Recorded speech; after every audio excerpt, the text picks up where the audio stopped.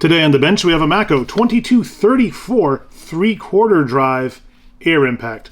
Customer told me that it has a hard stop in forward or reverse. We hooked it up to the compressor in their shop, and sure enough, when you plug it in and pull the trigger, this anvil comes to a complete stop in either direction and does not proceed past that. So I'm really interested to take this apart and see what's causing it. I figured it could be a couple of things, so let's play a guessing game.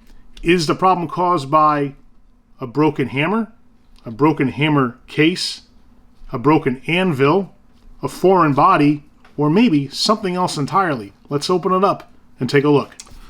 First thing we do is remove these 4 body screws. These screws go all the way through the body into the hammer assembly here to keep both halves of the unit tight.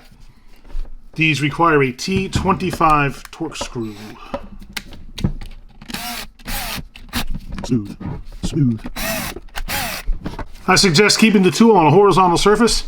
Pull the 2 halves apart, that way you don't have parts falling out all over the place. And the hammer assembly sometimes comes off inside of the housing, sometimes it doesn't. In either case, it just slips on over the spline drive on the front of the rotor. Take that gasket off. That's the one that goes between the 2 halves of these units to keep it airtight. The hammer assembly just pulls out, and we can see something very interesting right away. Found the cause of the problem. It's a foreign body. That is a screw that comes out of the rotor housing right there. So this screw worked itself loose, fell into the hammer assembly, and caused it all to bind up. You can see there's another screw there and one more there. So the third one popped out of the bottom there. Either it was under torqued or this tool was never opened and maintained, which is typical. You don't normally see a mechanic maintaining his own tools like that. So that the screw is all bent. So we're going to need to replace that for sure. In the meantime, we're going to check over everything else, put it through the parts washer, and inspect it for any more damage. But the first thing I want to look at more closely is the hammer housing, and to see if there's been any internal damage to the point where it would affect the proper operation of this, or maybe it's cracked. And we're going to give it an initial once over here, but then I'm going to clean it up. Once we get it through the parts washer, we'll be able to inspect it more closely. The other thing we're going to look at is the anvil assembly here. The anvil just pulls out by jiggling it, and you work it out through the hammers there. I wouldn't expect to see any damage to the anvil because it would not have come in contact with that loose screw, but we may see damage to the hammers. So there's 2 pins, one there and one here. Push those out with a pocket screwdriver, and the hammers will fall out of the hammer case. They just lift up like that. So I want to inspect the faces of the hammers here to see if there's any gouging or scratching on them.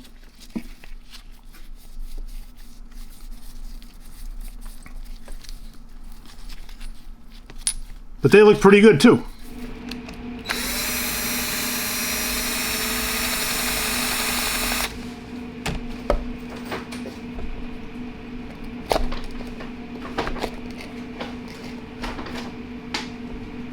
And I see the problem already. The reason that screw fell out, because it sheared off.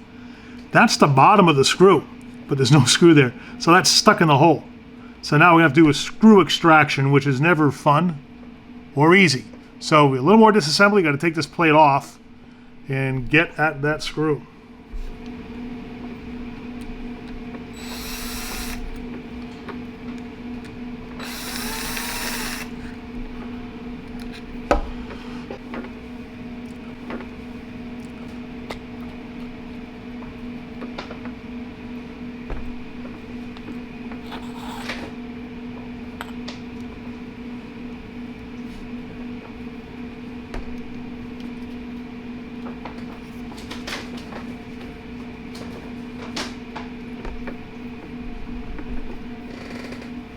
Then you can see from the front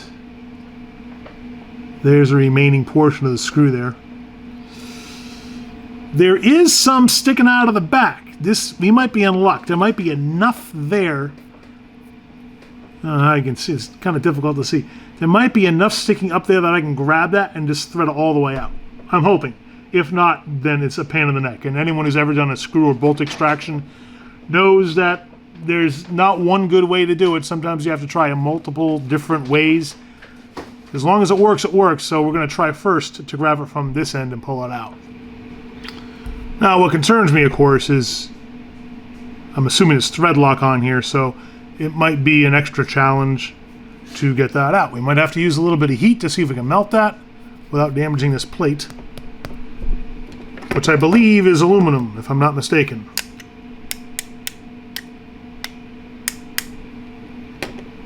It's important to know when you're dealing with anything like a screw extraction, when to say when, and know what the limitations are of what you can do within the customer's budget. So it was very difficult to try to extract that screw. As I was playing around with it, I decided that to get that out would be cost prohibitive for the customer. So instead, I'm just replacing this rear bearing plate and the bearing that sets in there, because I needed to apply some heat to punch out the rotor, and as a result, this is an unshielded bearing and all the lubrication burned out. Plus there was some trauma to it because I'm smacking it with a hammer and a punch. So to get everything disassembled took some force. I didn't put it on video because I didn't think it would require what it required. It would have been kind of interesting to show you this because there is very little on the internet about disassembling this tool. So what I had done was, with this bearing press fit into there, and the rotor was press fit into the bearing. These are very tight tolerances. And kind of, if you can imagine, kind of the exploded view of this is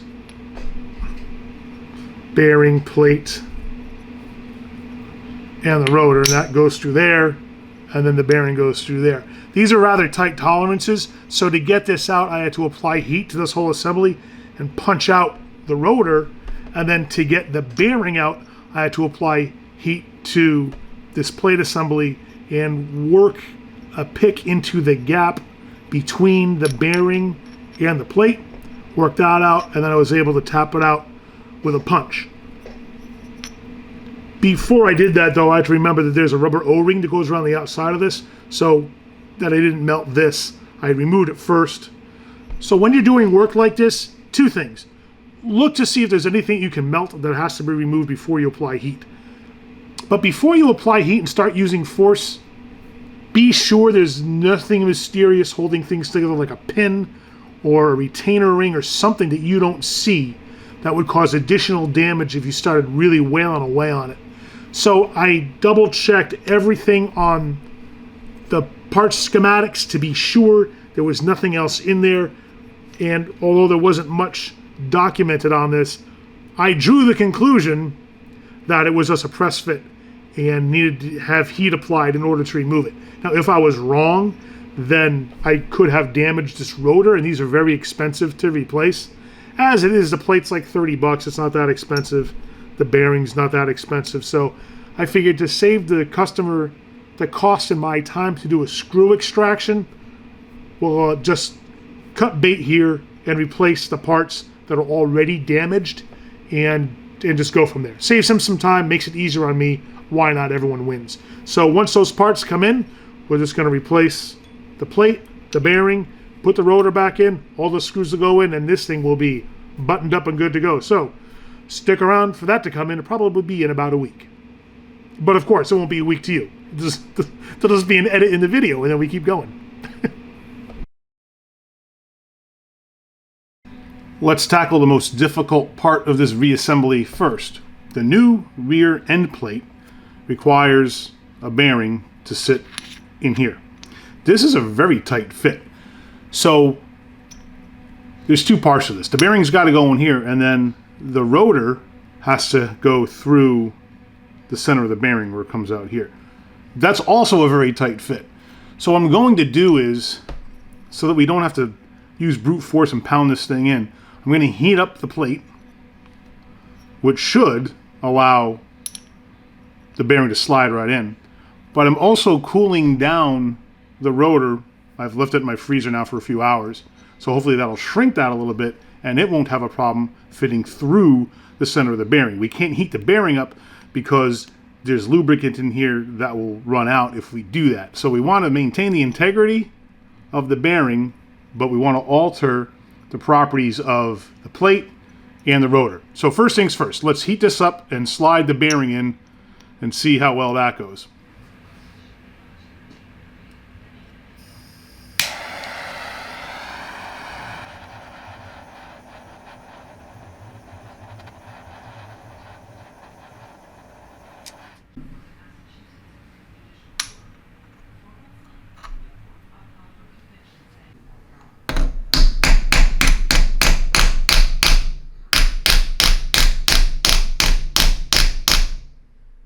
I don't know if putting this in the freezer is going to get it cold enough that'll shrink it enough to fit, because guys who do this kind of thing will often submerge this stuff in liquid nitrogen, but it's not going to get any bigger, so it's worth a shot. Any shrinkage that we get will be worth it. So I'm just going to get the frostiness off the spindle because I don't want to trap any moisture in there.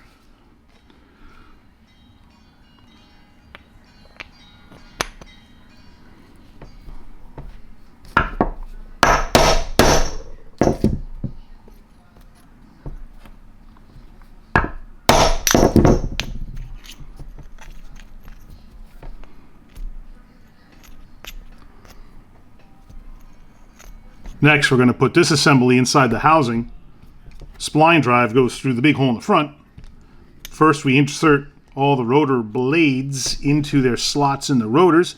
We're going to put a couple of drops of oil in each slot.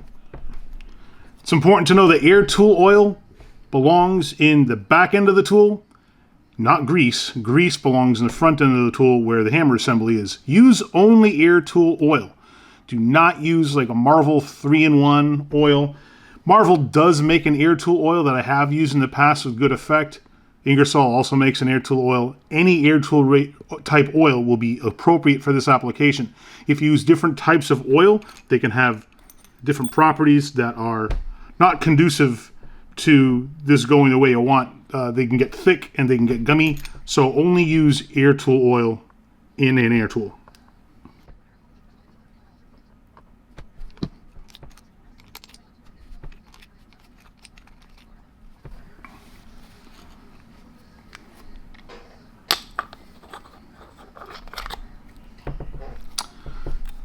Make sure you line the rear end plate up with the holes in the housing that it has to accommodate. So there's only one way to do it, which is good because it means you can't do it wrong.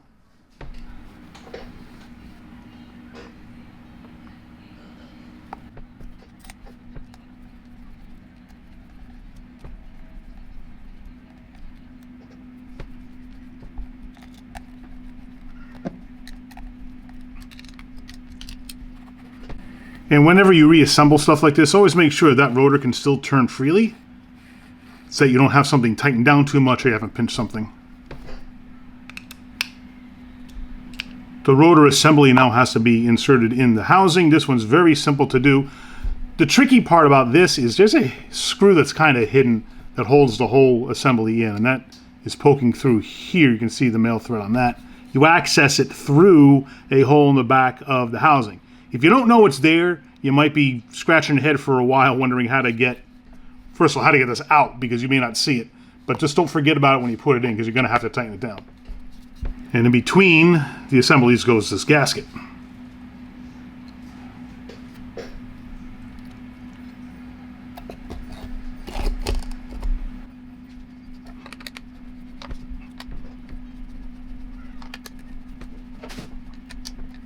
On the front of the assembly here is a gasket, and there's a right way and a wrong way to put this in. So pay attention to the direction of these tabs here. See how they point up? They're going to fit into these recesses in the hammer housing here. So when it goes on, it's going to go like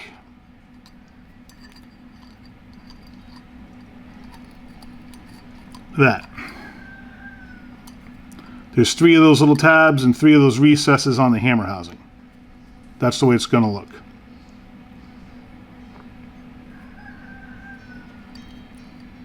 And when the hammer housing goes on, there's a grease zerk here that's going to face down toward the trigger. And there's also a little pin on the housing that accepts this slot on top of the trigger.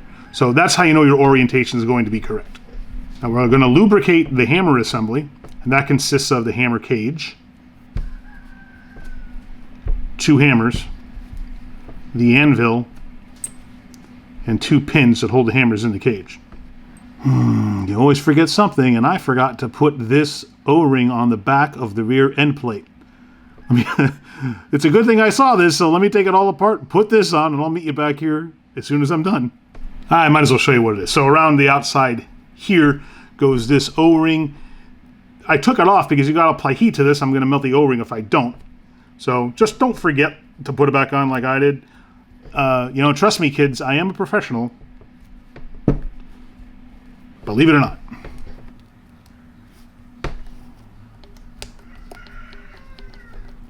Are you f***ing kidding me?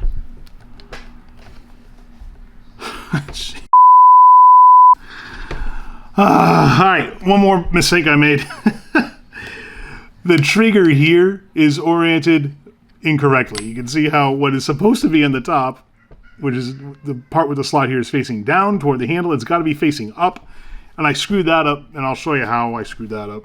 Man.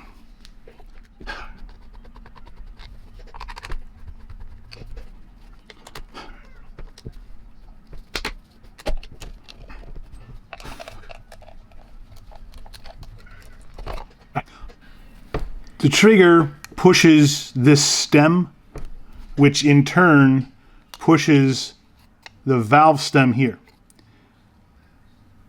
And there's a notch in that actuator on the trigger, which fits over that valve stem. So you can have the trigger 180 degrees out of where it needs to be and still fit, but this notch here has to ride along that pin on the hammer housing, and unless you have this oriented correctly, it's not going to do that, but this will fit because that notch will still engage the valve stem. So now that that's oriented correctly, now it can go back.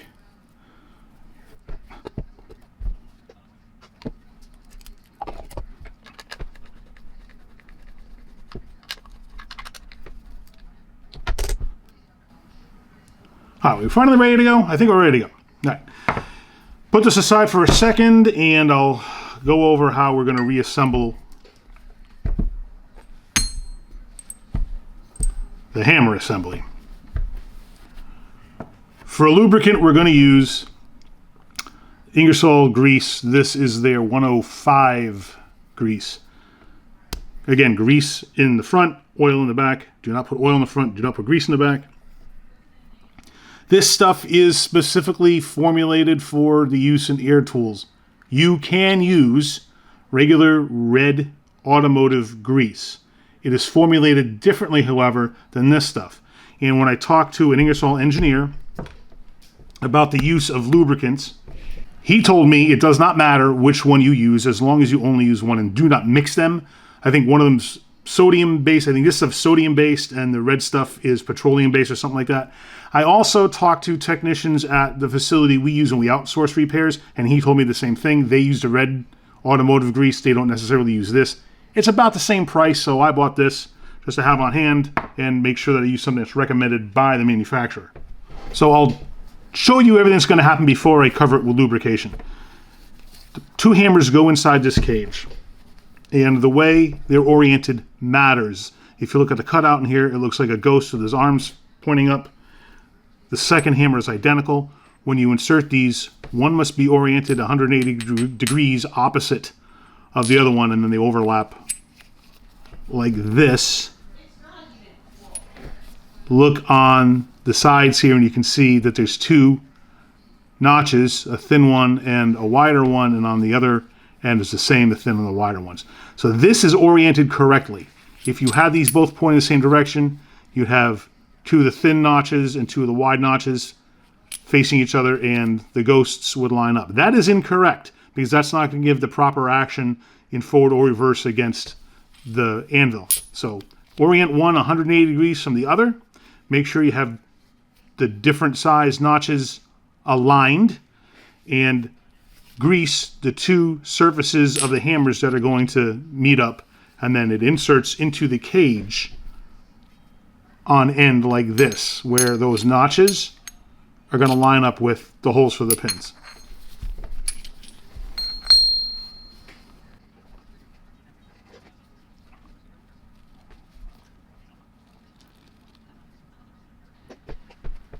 And I like to put a layer of lubrication inside the hammer cage.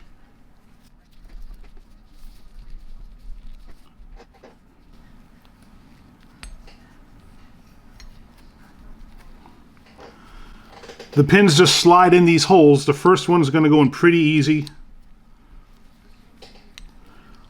The second one, you're going to have to jiggle the hammers a little bit to get it to slide in.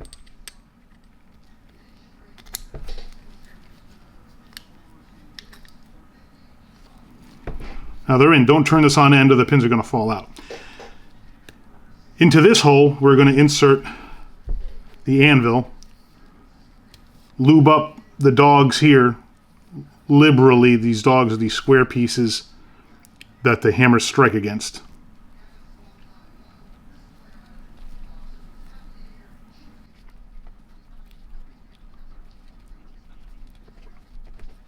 Inserts through that big hole, and you're going to have to twist it a couple of times to get it to fit, but once it does, it sits in there just like that.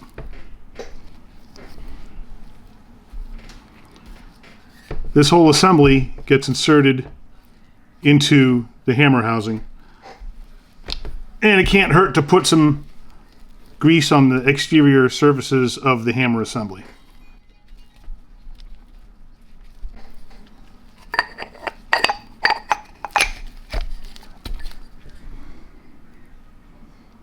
Now we're ready to join the two assemblies. Be sure of your gasket that those tabs are facing up, and there was one round tab here. Just make sure that's facing down toward the trigger. Make sure you have the notch and the trigger facing the right way. And take your hammer assembly, and don't turn anything on end or stuff's going to fall out. And just match this up by making sure that your pin and your zerk are facing down toward the trigger.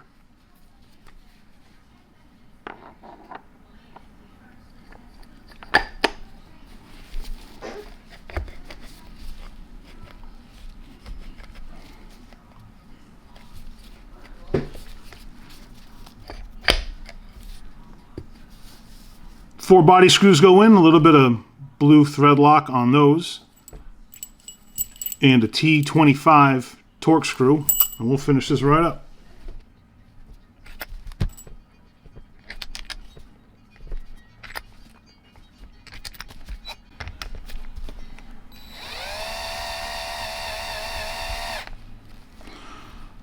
I do not tighten the screws down initially. I'm going to make sure that they grab the threads properly, that everything is aligned, that I don't have anything obscuring a screw hole like a gasket getting pinched or anything.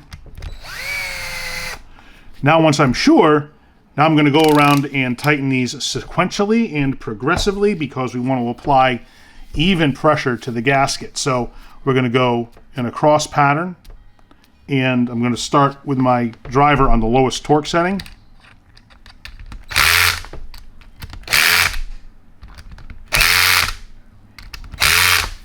And then increase the torque and do that same pattern a couple more times.